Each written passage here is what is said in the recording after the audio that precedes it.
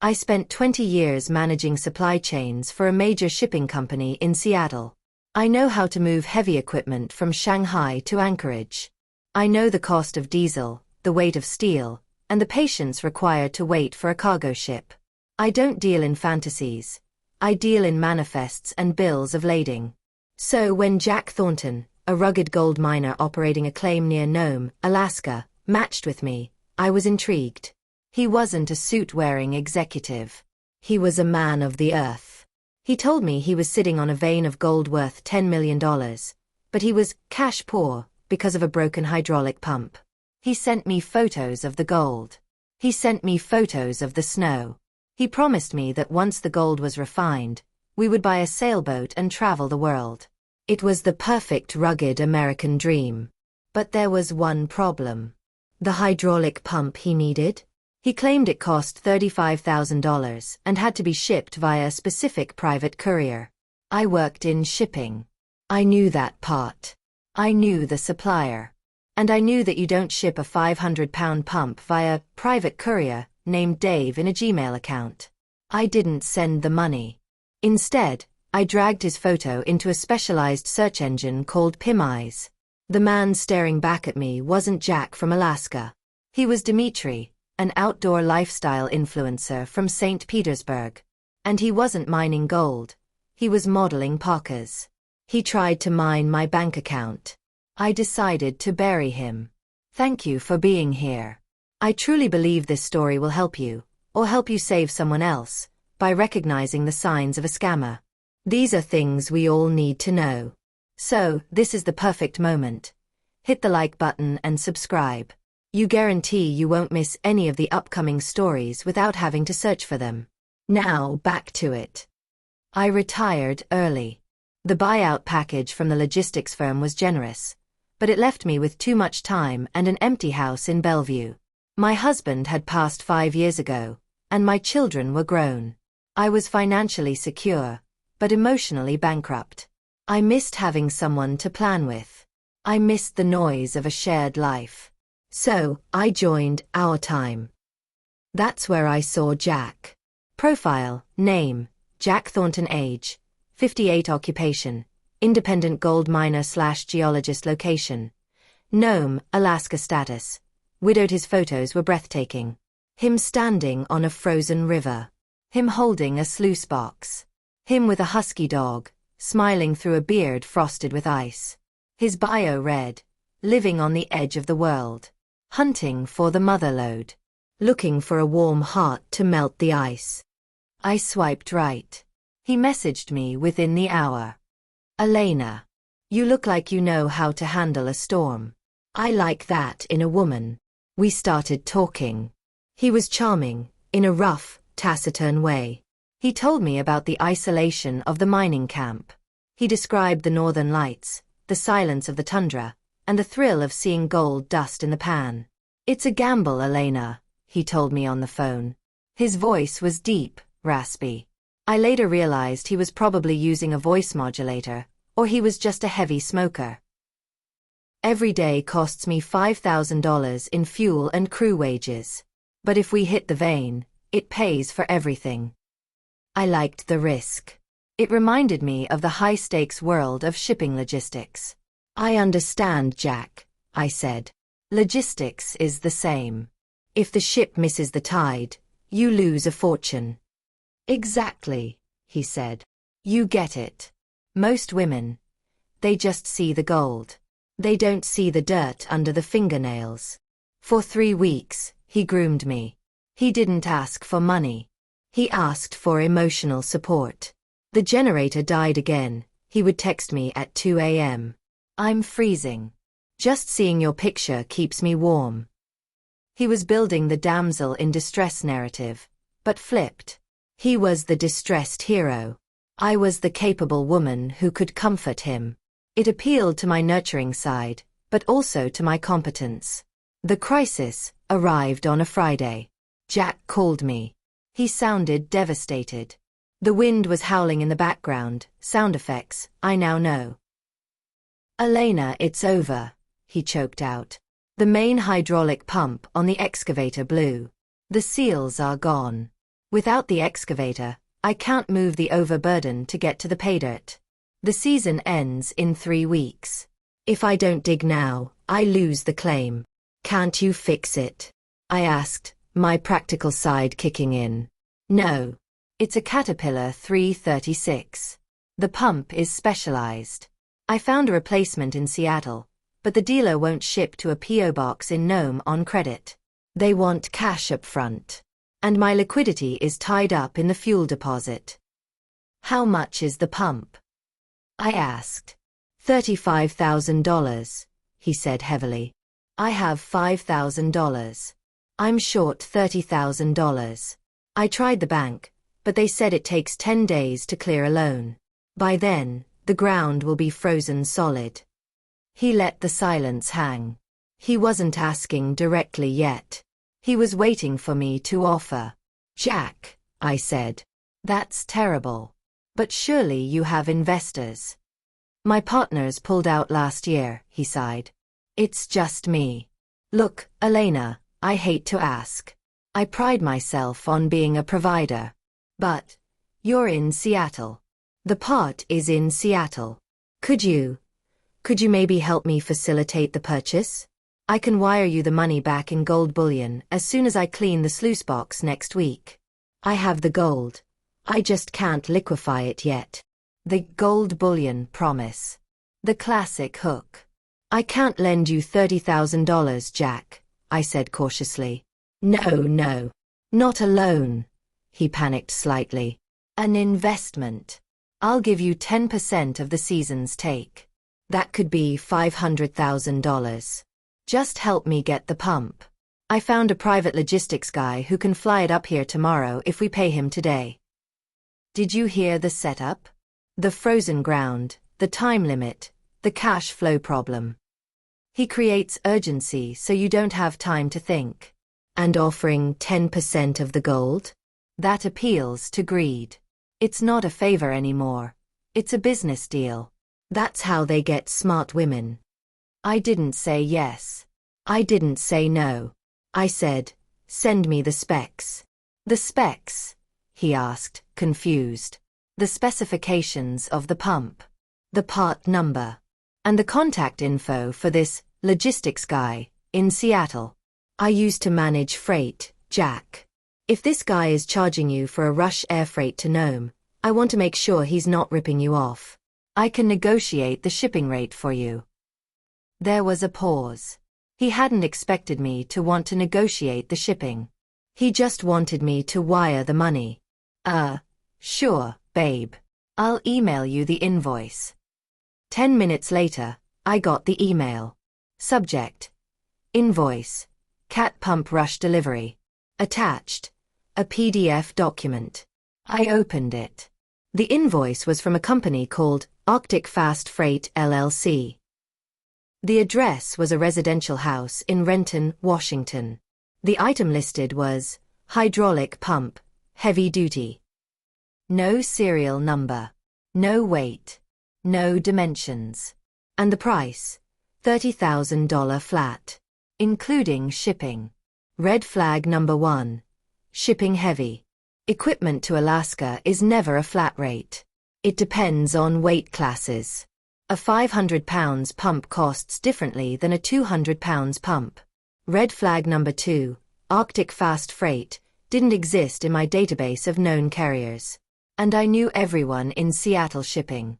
But the biggest red flag was the photo of the pump he attached to the email for reference. It looked shiny. Brand new. I saved the photo. I opened my browser. I didn't use Google Images. I used Yandex and PimEyes, search engines that are much better at finding obscure matches. I uploaded the photo of the pump.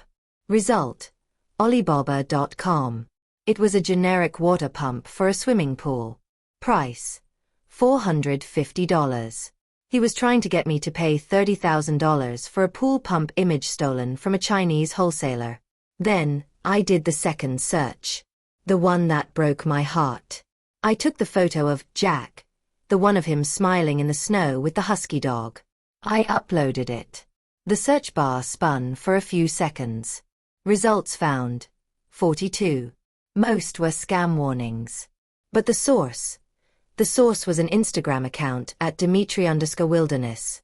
Location: Kamchatka, Russia. Bio: survivalist. Model: brand ambassador for Arctic gear. The man I was talking to wasn't Jack. He wasn't in Nome. He was likely in a humid internet cafe in West Africa, sweating while he typed about the freezing cold. I stared at the screen. He wanted $30,000. He thought I was a naive retiree. He didn't know that I knew exactly how to ship a package to Arctic Fast Freight LLC. Gancho, curiosity hook. I picked up my phone. Jack was texting me. Did you get the invoice? The pilot is waiting on the tarmac.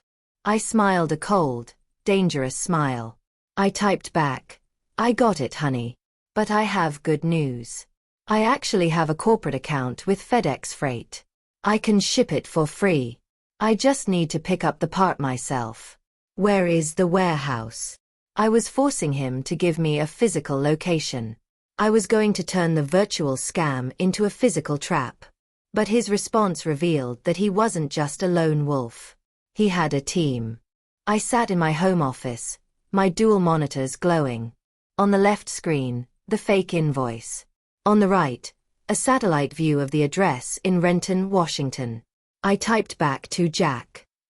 Jack, honey, I understand the pilot is waiting. But why pay a middleman? I have a truck. I can drive to Renton right now, pick up the pump, and drive it to the airfield myself. It saves us the $5,000 courier fee. We can put that money toward the mining fuel. I waited. In logistics, we call this offering an FOB, free on-board, solution. If the goods exist, the seller should be happy to hand them over. If the goods are imaginary, the seller will panic. The typing bubble appeared. Then disappeared. Then appeared again. He was consulting his script, or his boss. Elena, no, he finally replied. You cannot go there. The warehouse is a high-security bonded zone. They do not allow civilians. It is dangerous. Heavy forklifts. Insurance liability. Just wire the money to the agent. He handles the safety. High-security bonded zone, in a residential neighborhood in Renton? Unlikely. And insurance liability. He was throwing buzzwords at me, hoping one would stick. Jack. I pushed harder. I used to manage port safety protocols. I have a hard hat and steel-toed boots in my garage. I can sign a waiver. I really want to help you save money. No. The text was instant. Just do as I ask. Why are you making this hard? Do you want me to fail? Do you want the claim to freeze over? He was pivoting to guilt. The panic pivot. He realized logical arguments weren't working, so he switched to emotional manipulation. I don't want you to fail, Jack, I replied, keeping my tone sweet but firm. But $30,000 is a lot of money to wire based on a PDF. Before I send it, I need one small thing. A proof of life. Proof of life? I am not kidnapped. Proof of the mine, I corrected. You sent me photos of the excavator. I need to know they are current. Go outside. Stand next to that big yellow caterpillar. And hold up a spoon. A spoon. Yes. A silver spoon from your kitchen. Hold it up next to the excavator bucket. Take a selfie. Send it to me. Do that, and I wire the funds immediately. I knew he couldn't do it. He was in Nigeria, or wherever he was hiding. The excavator was in a stock photo from Russia. He couldn't conjure a specific object into a pre-existing photo without serious editing skills. Did you see the panic pivot? When Elena offered a logical solution, picking up the part, he shouted, "No." That is the biggest red flag. A real person in trouble welcomes help. A scammer only welcomes cash. If someone refuses your help because it doesn't involve a wire transfer, you are being conned. He went silent for 40 minutes. He claimed he had to walk out to the site, and that it was snowing hard. In reality, he was frantically searching Google Images for a hand-holding spoon, and trying to overlay it onto the stolen picture of Dmitri, the Russian model. Finally, the photo arrived. Here, my doubting Thomas. Me, the excavator, and your spoon. Now send the money. I opened the image. At first glance, it looked okay. A man in a parka. A yellow machine. A hand holding a metal spoon in the foreground. But I zoomed in. I didn't look at the face. I looked at the light. In the background photo of the excavator, the shadows were cast to the left, meaning the sun, or light source, was on the right. But on the hand holding the spoon, the shadow of the thumb was cast to the right. The light sources didn't match. Furthermore, the spoon had no reflection. A silver spoon reflects the environment. This spoon was matte gray. It was a clip art spoon. And the pixels around the hand were jagged. A classic lasso tool, cut-out job. I laughed. It was insulting. He thought I was so desperate for love that I would ignore the laws of physics. Jack, I typed back. The photo is lovely. But why does the sun shine from the east on the tractor and from the west on your hand? Are there two suns in Alaska? He didn't reply. I continued. And that spoon? It looks remarkably like the first result on Google Images for spoon transparent background. You're bad at this, Jack. Dmitri, the Russian model, would be ashamed. I dropped the name. Dmitri. I wanted him to know that I knew. The chat turned hostile instantly. You think you are smart, he texted. You are a waste of time. I have other women who pay. Go die alone. He tried to delete the chat history, but I had already archived it. I wasn't hurt by his insults. I was energized. He had mentioned other women, and he had given me an invoice with a specific address in Renton, Arctic Fast Freight LLC. That address wasn't fake. It was a real house. If he was sending invoices with that address, it meant he had a mule there. Someone receiving checks or packages for him. I wasn't going to let him go die alone. I was going to pay a visit to his shipping department. I drove to Renton the next morning. It's a quiet suburb south of Seattle. The address on the invoice, 1402 Pine Street, was a modest, beige rambler house with a manicured lawn and a minivan in the driveway. It didn't look like a criminal den. It looked like a family home. I parked my car down the street and watched. I saw a mail carrier walk up to the porch. He dropped a stack of envelopes in the mailbox. Then, the door opened. A woman stepped out. She was young, maybe 30. She was holding a baby on her hip. She grabbed the mail and went back inside. My heart sank. Was this young mother involved? Was she the agent? Or was her address being used without her knowledge? I decided to find out. I walked up to the door. I had printed out the fake invoice. I rang the doorbell. The woman answered, still holding the baby. She looked tired but friendly. Hi, can I help you? Hi, I said, putting on my best confused neighbor face. My name is Elena. I live a few blocks over. This is going to sound strange, but my husband hired a company called Arctic Fast Freight to ship some equipment, and this was the address on the invoice. I just wanted to make sure we had the right place before we mailed the check. The woman looked baffled. Arctic Fast Freight? No, honey. This is the Miller residence. My husband works for Boeing. I'm a stay-at-home mom. You don't run a shipping business? I asked, showing her the paper. She looked at the invoice. Her eyes went wide. That's my address. But that's not our name. Who gave you this? A man named Jack, I said. He claims to be a gold miner. Oh my God, she whispered. She shifted the baby to her other hip. You're the second person to come here. A guy came last week looking for a package. We thought he was crazy. We've been getting weird mail for months. Letters addressed to Arctic Freight. We just return them to sender. I realized what was happening. This was a phantom address scam. The scammers pick a random residential address on Google Maps to put on their fake invoices to make them look legitimate. They don't actually expect the victim to go there. They expect the victim to wire the money electronically. If a victim sends a check by mail, the scammers consider it a loss, or try to intercept the mail if they have a runner in the area.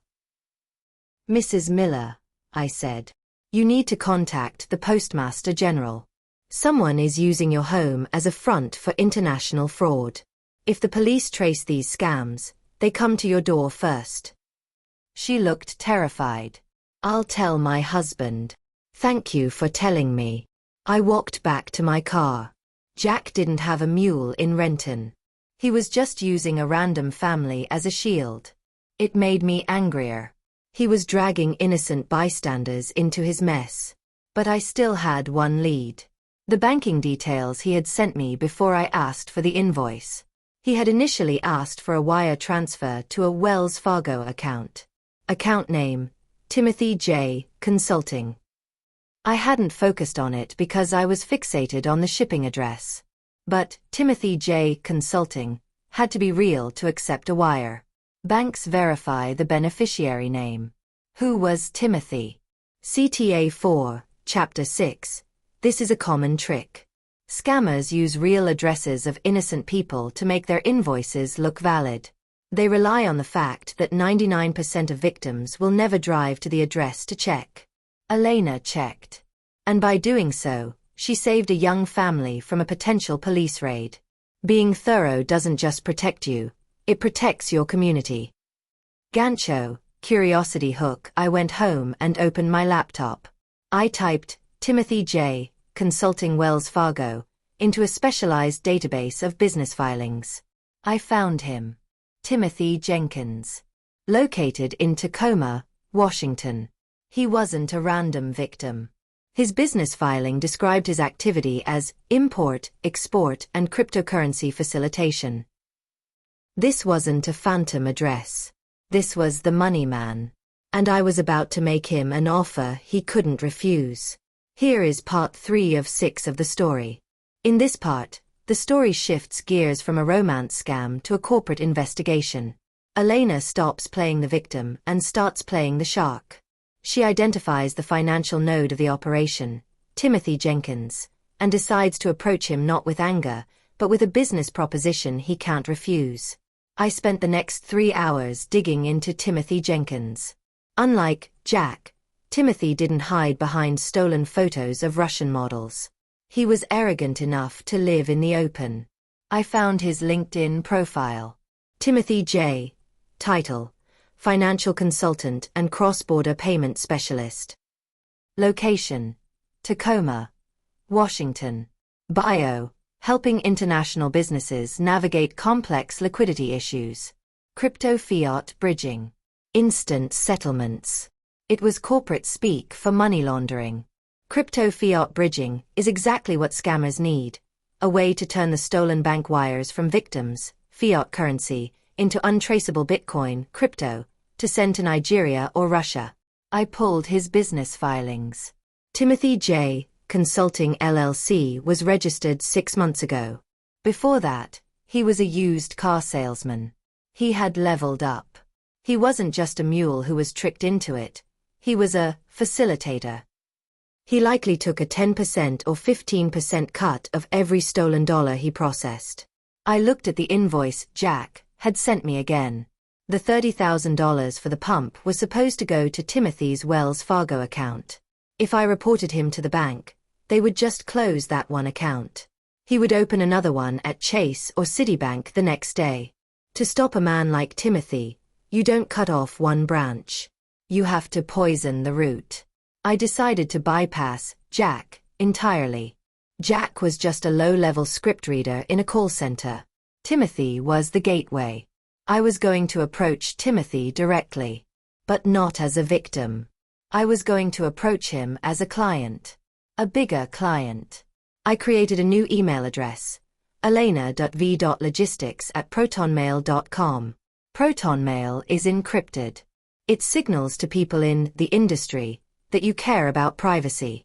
Subject: liquidity proposal, high volume to info@timothygeconsulting.com. Dear Mr. Jenkins, I was referred to your firm by a contact in the mining sector, Project, Alaska. However, I find the current channel inefficient. I represent a logistics firm moving capital between Seattle and Eastern Europe.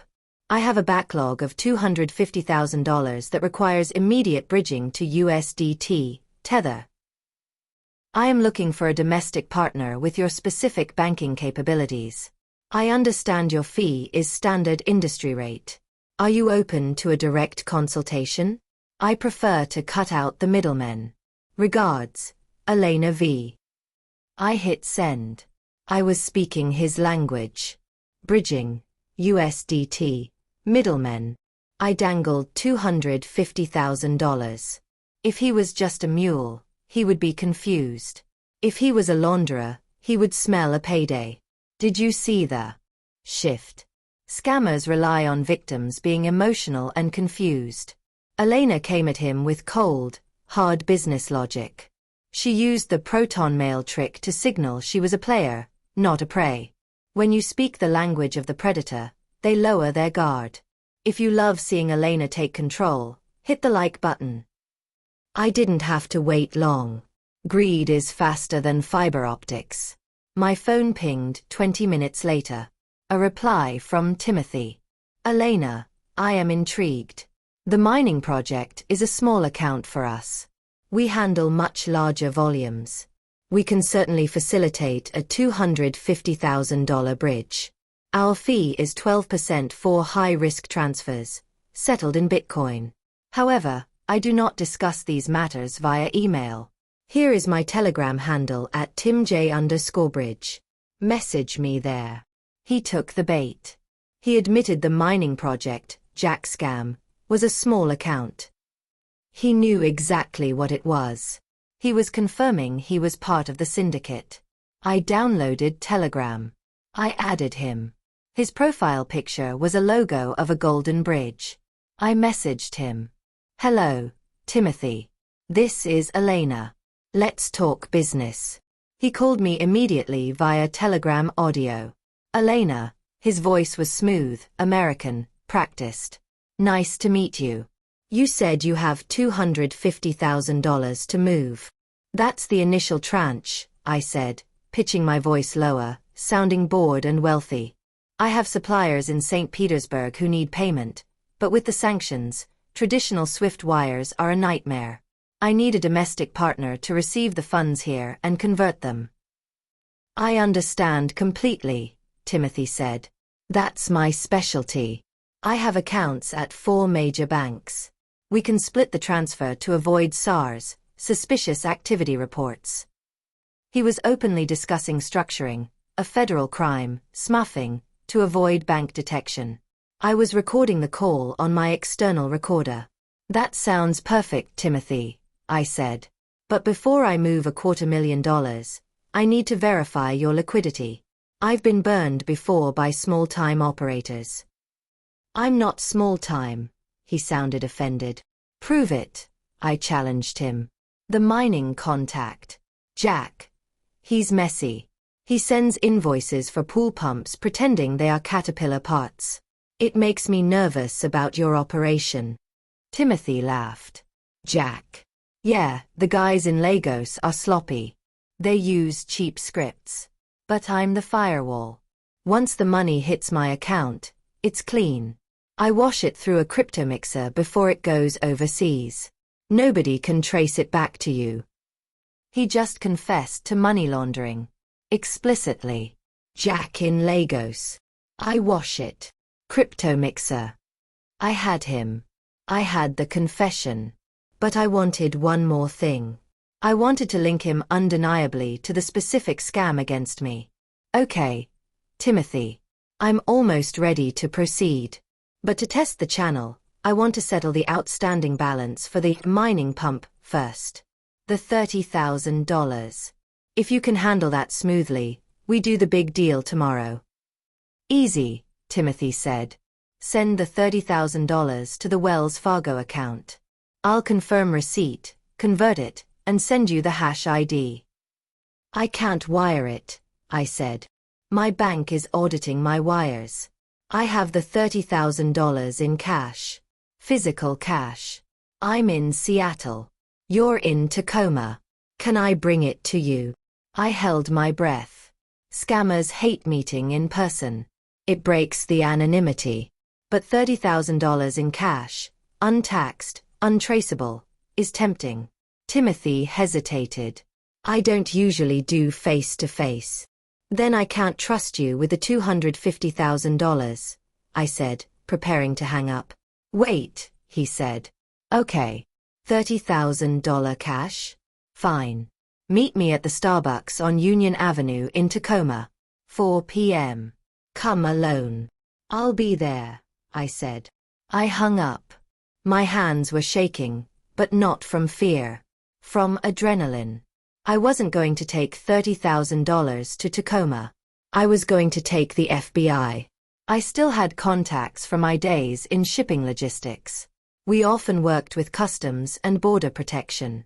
I called an old friend, Agent Miller, a different Miller from the other story, oddly common name in law enforcement. Elena. He sounded surprised. It's been years. I have a money launderer in Tacoma who just confessed on tape to washing money for a Nigerian ring.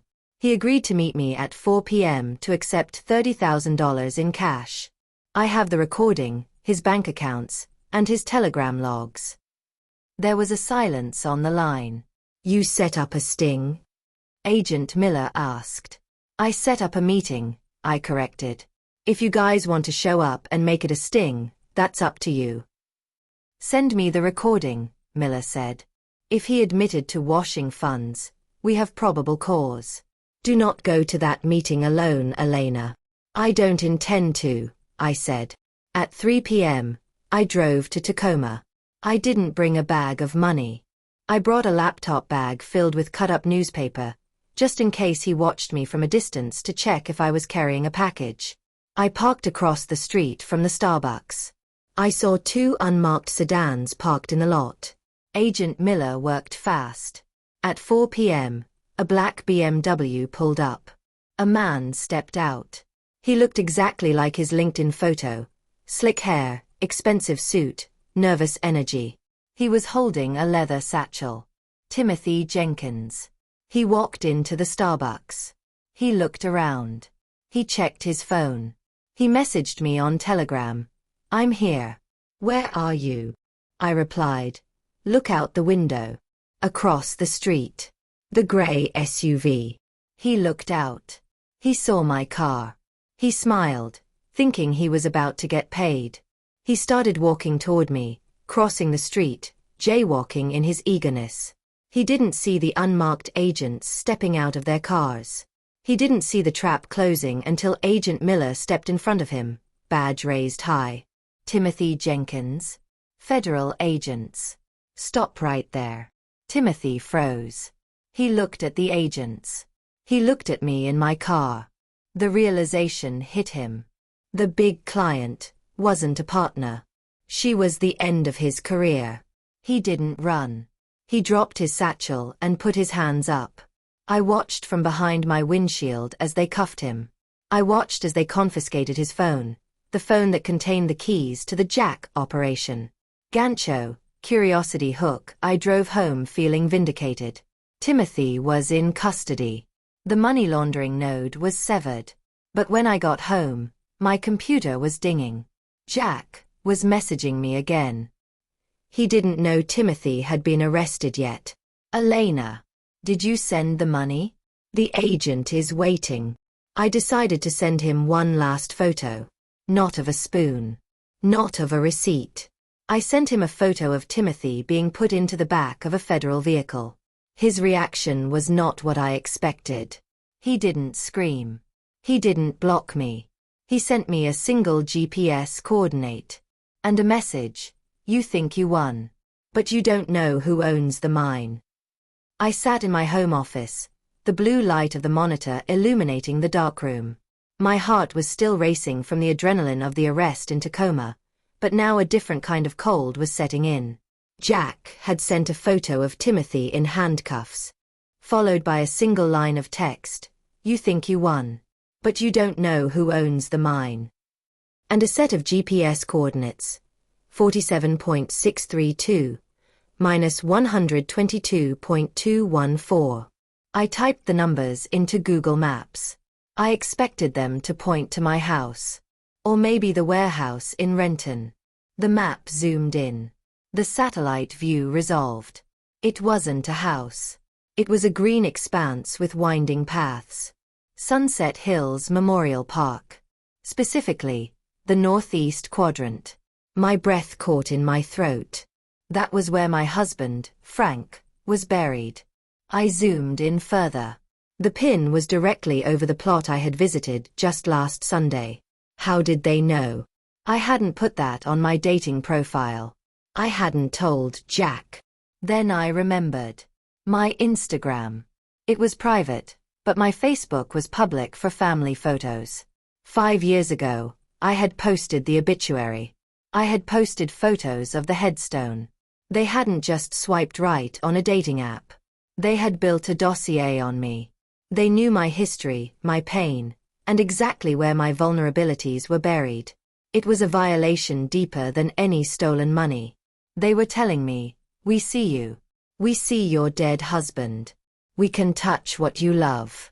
A normal reaction would be to cry, to be terrified, to beg them to stop. But I wasn't normal. I was a logistics manager. When a shipment is compromised, you don't cry. You lock down the perimeter and you audit the breach. I picked up my phone. "Jack," I typed, my fingers steady. "That's a lovely cemetery. My husband is there. He was a Marine. He hated cowards. He would have loved to meet you." I refused to give him the satisfaction of fear. "You will pay," Jack replied instantly. "Timothy has our money. You took our money. Now we take your peace." This is the lowest form of evil. Weaponizing a widow's grief. They do this to destabilize you, to make you emotional so you stop thinking clearly. Elena didn't break. She leaned into her strength. If you respect that level of composure, hit the like button. I knew Jack couldn't actually hurt me physically. He was in West Africa or Russia. The threat was psychological. But the syndicate he worked for had just lost a major asset, Timothy Jenkins and his bank accounts. They were bleeding. And a wounded animal is dangerous. I called Agent Miller. "They sent me coordinates to my husband's grave," I said. "They are watching my social media." "Lock it down, Elena," Miller said. "Change your handles. Go dark. And listen. Timothy is talking. He is. He's singing like a bird. He doesn't want to go to federal prison for 20 years. He gave us the access codes to his laptop. We can see the entire ledger. We see the inflows from the Jack account. We see the outflows to a crypto exchange in Estonia." Estonia. Yeah, that's where the boss sits. Jack is just a foot soldier. Timothy was the bridge. You just blew up their bridge, Elena. I smiled. I went back to the chat with Jack. He was sending threats now. "We will SWAT your house. We will order pizzas. We will ruin your credit." Petty, childish tantrums. I decided to fire back. "Jack," I typed. "I just got off the phone with the feds. Timothy is cutting a deal. He's giving them everything. The wallet addresses, the chat logs, the IP addresses of the boss in Estonia." The typing bubble appeared and froze. "He is telling them who you are, Jack," I continued. "He has your real name on a payroll spreadsheet. If I were you, I'd stop threatening me and start running. The Americans are sharing data with Interpol tonight." It was a bluff, mostly. I didn't know if Timothy had Jack's real name. But Jack didn't know that.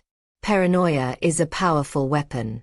In criminal organizations, trust is thin. If the foot soldiers think the leadership is compromised, or if the leadership thinks the foot soldiers are liabilities, the whole structure collapses. You lie. Jack typed, but the response took longer this time. Check the news in Tacoma. I sent him a link to a breaking news tweet I found. Federal agents raid financial consulting firm in Tacoma, money laundering suspected. Timothy is gone, I wrote. And he's taking you all with him. Jack went offline. For the first time in weeks, his status changed to last seen at. He wasn't plotting anymore. He was panicking. I spent the rest of the evening scrubbing my digital footprint. I made my Facebook private. I removed my address from online directories. I changed my passwords. I felt safe, but drained.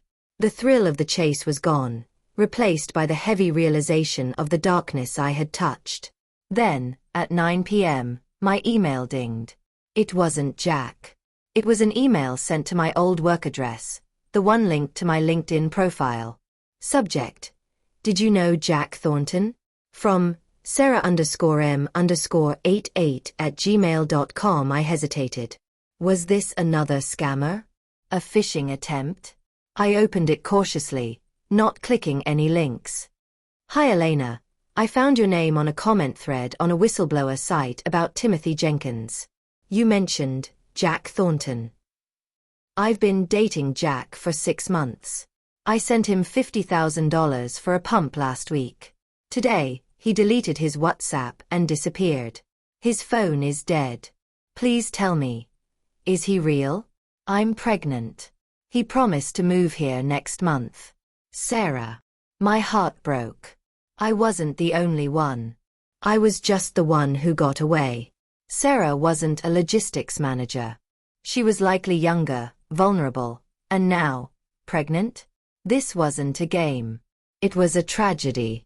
Jack had ghosted her because the money pipeline, Timothy, was broken. He couldn't collect anymore, so he cut his losses and ran. I replied, Sarah, call me immediately. Here is my number. He is not real. But we can get him. She called me 2 minutes later. She was sobbing. He sent me photos of the gold, she cried. He sent me the ring. I know, I said gently. Listen to me. Did you wire the money to Timothy Jenkins? Yes. To the Wells Fargo account. Good, I said. That's actually good news. How is losing $50,000 good news? Because Timothy was arrested today, I told her. And the feds seized his accounts. Your money might still be sitting there, frozen by the government. If you file a claim with the FBI right now, you might get it back. She gasped. Really? Yes. But we have to move fast. I'm going to help you fill out the IC3 form. We're going to get your baby's money back. Gancho, curiosity hook. I stayed up until 3 a.m. helping Sarah file her claim. I realized then that destroying the scammer wasn't enough. We had to save the survivors. But there was one final loose end. The Russian model, whose photos Jack had stolen. Dmitry. I had found his Instagram earlier. I decided to message him. To tell him his face was being used to ruin lives in America. I didn't expect a reply. He was a famous influencer with 500k followers. But the next morning, my phone buzzed with a DM from the verified account of @Dmitry_wilderness. Hello Elena. Thank you for the warning. You are the 5th woman this month. But I think I can help you find the man using my face. He made a mistake in one of the photos he photoshopped. I stared at the message from @Dmitry_wilderness. The real face of Jack. He made a mistake in one of the photos, he had written. I typed back immediately. What mistake? I analyzed them all. The shadows, the pixels. Dmitry replied with a voice message. I clicked play. His voice was nothing like Jack's raspy growl. It was lighter, accented, and sounded tired. Elena, you looked at the photos as a logistics manager. You looked for shipping errors. I looked at them as a photographer. I own the copyright to the original image he stole, the one with the husky. But the photo he sent you of his hand holding the gold nugget? That wasn't my hand. My hands are scarred from climbing. This hand was smooth. I waited. Okay, so he used a hand model? No, Dmitri continued. He took a picture of his own hand holding a rock and photoshopped it over my chest. But he is lazy. When he saved the new JPEG, he didn't scrub the metadata from the hand layer. I ran it through an EXIF viewer. The base image, me, has no location. But the hand image? It has GPS coordinates. My jaw dropped. I had been so focused on the visual fake that I forgot the digital fingerprint. The scammer, in his arrogance, had taken a selfie of his own hand in his own house to prove he had gold, and he forgot to turn off location services on his phone. Where is he? I typed. Dmitri sent a screenshot of a map. Latitude, 59.437 longitude, 24.753 location. Tallinn, Estonia. Estonia. It matched exactly what Agent Miller had told me. The boss was in Estonia. Jack wasn't a low-level script reader in Lagos. He was sitting in the headquarters. He was likely mid-management or even the boss himself, stepping in to handle the whale, me, personally, because the potential payout was so high. He wasn't suffering in a frozen tent in Alaska. He was sitting in a heated apartment in a European capital, probably drinking vodka and laughing at American widows.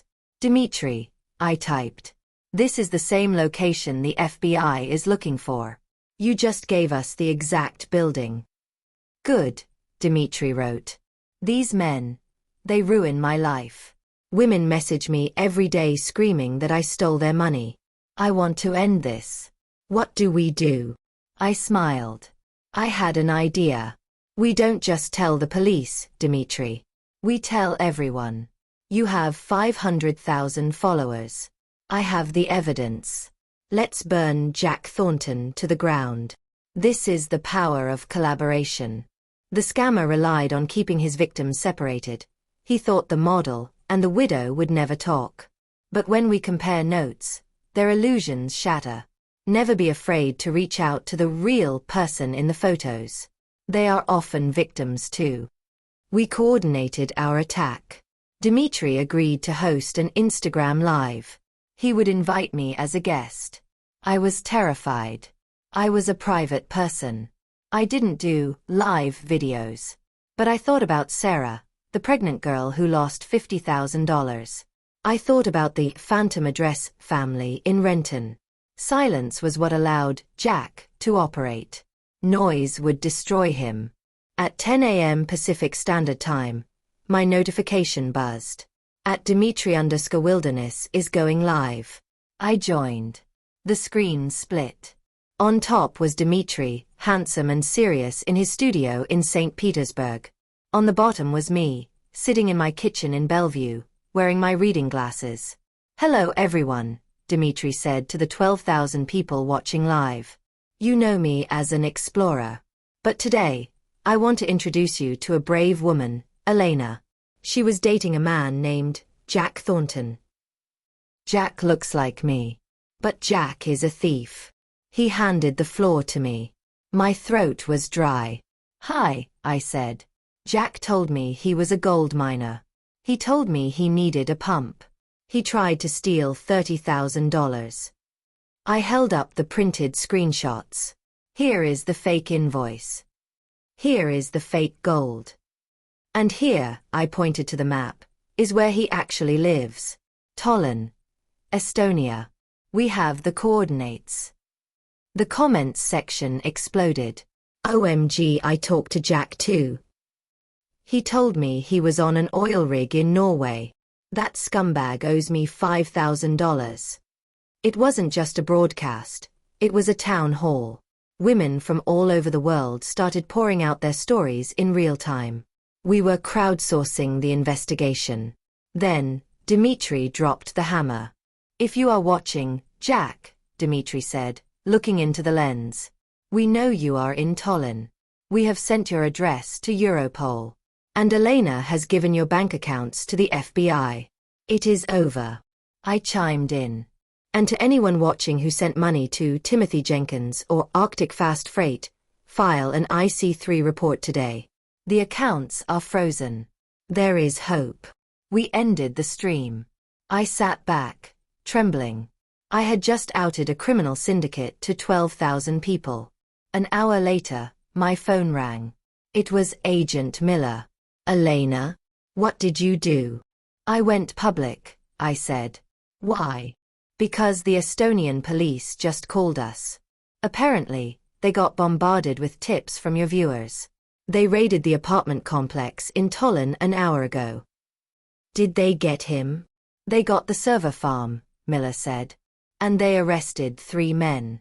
One of them, he had a phone logged into the Jack Thornton account. He was trying to delete the data when they kicked the door in. I closed my eyes. It's done, I whispered. Not just done, Miller laughed. You started a movement. We've got victims coming forward in 3 states who saw your video. We're building a class action restitution fund. I had started the week looking for a boyfriend. I ended it as the face of a resistance. Gancho, curiosity hook. I thought that was the end. The bad guys were in jail. The money was being recovered. But as I was cleaning up my office, organizing the files to archive them, I found one piece of paper I had overlooked. It was the original shipping quote Jack had sent me right at the beginning. I noticed a small tracking number in the footer. I ran it, just out of curiosity. The tracking number was real. And it showed that a package had been delivered to my old address. The house I lived in with my late husband.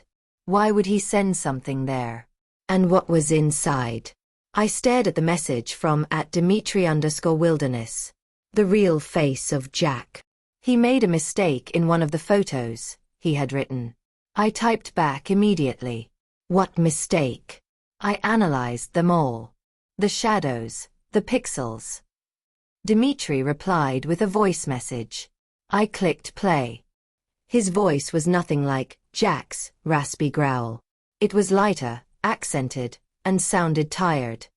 Elena, you looked at the photos as a logistics manager. You looked for shipping errors. I looked at them as a photographer. I own the copyright to the original image he stole, the one with the husky. But the photo he sent you of his hand holding the gold nugget? That wasn't my hand. My hands are scarred from climbing. This hand was smooth. I waited. Okay, so he used a hand model? No, Dimitri continued. He took a picture of his own hand holding a rock and photoshopped it over my chest. But he is lazy. When he saved the new JPEG, he didn't scrub the metadata from the hand layer. I ran it through an EXIF viewer. The base image, me, has no location. But the hand image? It has GPS coordinates. My jaw dropped. I had been so focused on the visual fake that I forgot the digital fingerprint.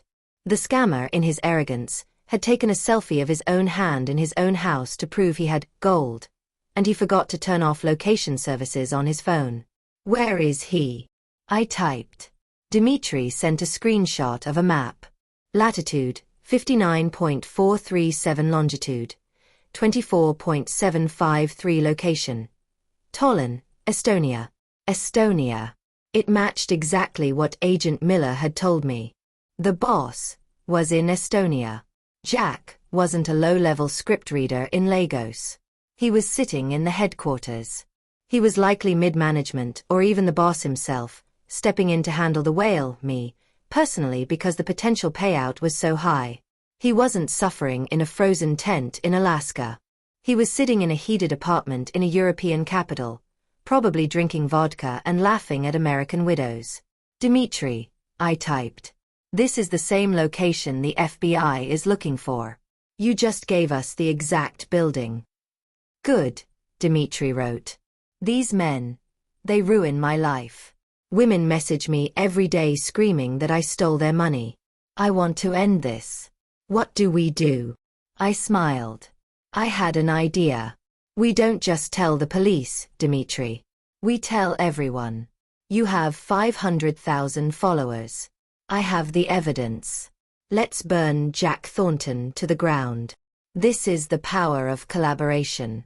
The scammer relied on keeping his victims separated.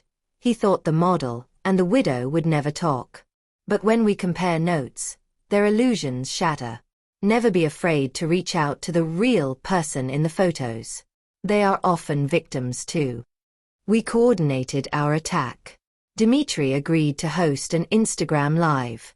He would invite me as a guest. I was terrified. I was a private person. I didn't do live videos. But I thought about Sarah, the pregnant girl who lost $50,000. I thought about the phantom address family in Renton. Silence was what allowed Jack to operate. Noise would destroy him. At 10 a.m. Pacific Standard Time, my notification buzzed. At Dimitri_Wilderness is going live. I joined. The screen split. On top was Dimitri, handsome and serious in his studio in St. Petersburg. On the bottom was me, sitting in my kitchen in Bellevue, wearing my reading glasses. "Hello everyone," Dimitri said to the 12,000 people watching live. "You know me as an explorer. But today, I want to introduce you to a brave woman, Elena. She was dating a man named Jack Thornton. Jack looks like me. But Jack is a thief. He handed the floor to me. My throat was dry. "Hi," I said. Jack told me he was a gold miner. He told me he needed a pump. He tried to steal $30,000. I held up the printed screenshots. Here is the fake invoice. Here is the fake gold. And here, I pointed to the map, is where he actually lives. Tallinn, Estonia. We have the coordinates. The comments section exploded. OMG, I talked to Jack too. He told me he was on an oil rig in Norway. That scumbag owes me $5,000. It wasn't just a broadcast, it was a town hall. Women from all over the world started pouring out their stories in real time. We were crowdsourcing the investigation. Then, Dimitri dropped the hammer. "If you are watching, Jack," Dimitri said, looking into the lens. "We know you are in Tallinn. We have sent your address to Europol. And Elena has given your bank accounts to the FBI. It is over." I chimed in. "And to anyone watching who sent money to Timothy Jenkins or Arctic Fast Freight, file an IC3 report today. The accounts are frozen. There is hope." We ended the stream. I sat back, trembling. I had just outed a criminal syndicate to 12,000 people. An hour later, my phone rang. It was Agent Miller. "Elena, what did you do?" "I went public," I said. "Why?" "Because the Estonian police just called us. Apparently, they got bombarded with tips from your viewers. They raided the apartment complex in Tallinn an hour ago." "Did they get him?" "They got the server farm," Miller said. "And they arrested 3 men.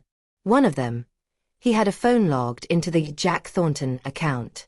He was trying to delete the data when they kicked the door in." I closed my eyes. "It's done," I whispered. "Not just done," Miller laughed. "You started a movement. We've got victims coming forward in 3 states who saw your video. We're building a class action restitution fund." I had started the week looking for a boyfriend.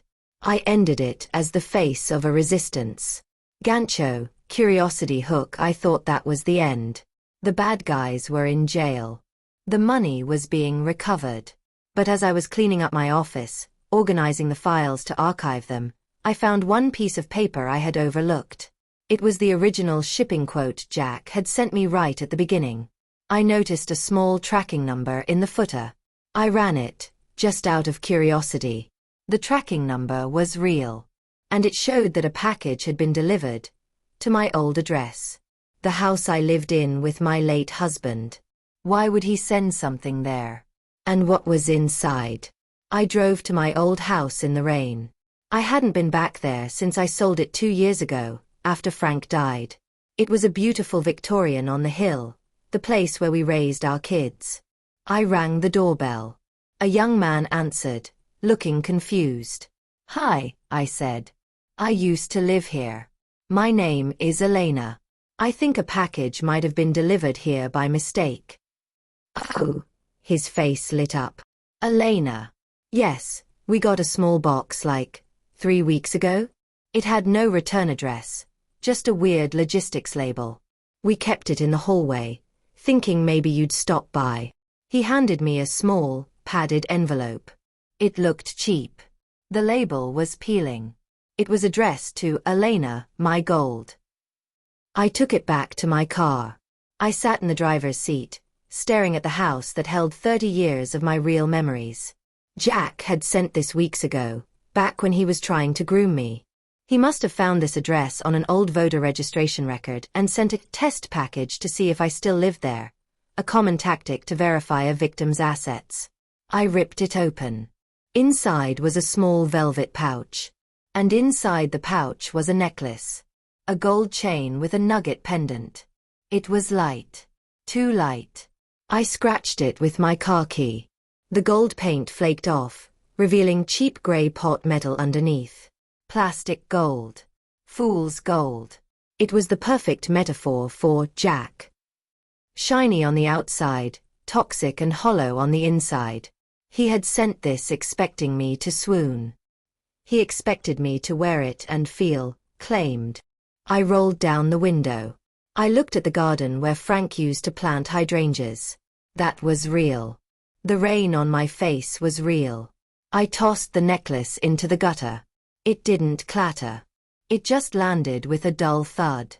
"Return to sender," I whispered. "That is the final closure." He tried to brand her with cheap jewelry, but she saw it for what it was, a shackle. Elena physically throwing away the fake gold is her taking back her dignity. If you loved that moment of release, hit the like button. 3 months later, I stood on the deck of a sailboat. Not Jack's imaginary boat, but a real 40-foot sloop docked in Puget Sound. I didn't buy it with a man. I bought it with 3 other retired women I met through the investigation group. We called ourselves the Icebreakers. "Ready to cast off, Elena?" Sarah asked. Sarah, the pregnant young woman who had lost $50,000 to Jack, was there. She was part of our crew now. We hadn't gotten all her money back, but the FBI seizure of Timothy's accounts had returned $22,000 to her. It was enough to start over. "Ready," I said. I checked the cargo manifest one last time. Habit. Fuel. Check. Provisions. Check. Charts. Check. My phone buzzed. It was a DM from Dmitry, the Russian model. "Elena. Look. The new campaign." He sent a photo. He was wearing a parka, holding a sign that said, "Real men don't scam. #Stop the fraud." It was part of the awareness campaign we launched together. It had went viral in Eastern Europe. I smiled and put the phone away. I looked at the horizon. The grey water of the Sound stretched out to meet the sky. I wasn't looking for a captain anymore. I was the captain. I had spent months searching for gold in a fake mine in Alaska. But I realized the treasure wasn't in the ground. It was in the fight. It was in the moment I decided to trust my gut over my heart. I took the helm. The wind caught the sails, snapping them tight. The boat surged forward, cutting through the waves. I wasn't lonely. I was free. They promise you the world to steal your soul. But if you keep your eyes on the horizon and your hand on the wheel, you'll find that the world was already yours. Real life is like the ocean, beautiful, but full of sharks. Elena proved that you don't need to be a victim. You can be the shark hunter. Because you watched until here, I know you want to navigate these waters safely. So you need to do 3 things. First, leave a powerful like. The YouTube algorithm needs to know that we prioritize truth over fantasy. Help this message reach the women who need it most. Second, subscribe and hit the bell. You guarantee a new story every week right in your feed. Here we bring the raw truth about relationships and money. Third, go down to the comments and tell us, have you ever received a gift that felt off? Or spotted a fake photo? Share your intuition below. Remember, 87% of people watch and forget to subscribe. Don't be that person. Knowledge is your compass. Click subscribe now. Fair winds, and stay sharp.